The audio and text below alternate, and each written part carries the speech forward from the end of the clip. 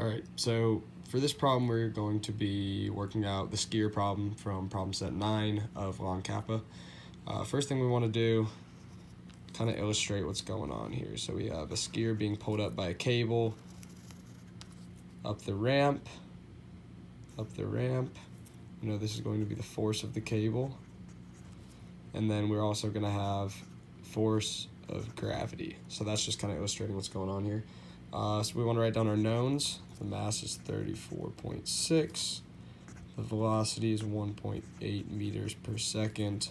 And theta is given to us as 27 degrees. So what we first want to do is we want to do an equation for kind of the summation of all the forces here. And what we're going to do is we're going to break up the gravity component into cosine and sine, obviously, for the x and y components. So we're going to have negative mass times gravity times cosine of theta times 0.09 plus the force of the cable minus mass times gravity times sine theta. And we know this is going to all be equal to 0.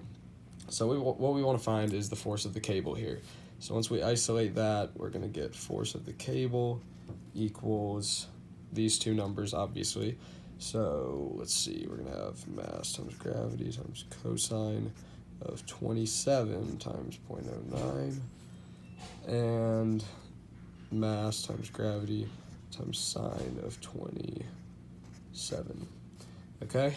And what we're going to do from here, we're going to plug in the numbers, obviously, and we're going to get the force of the cable equals 181.31 newtons. And we know from breaking down the work equation that it ultimately comes down to force times the velocity, and we already have those numbers, obviously, so we're going to put in 181.31 times 1.8, yeah, because the velocity is given as 1.8.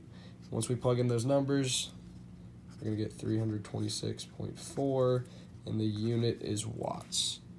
So that's how we're going to go about doing this one.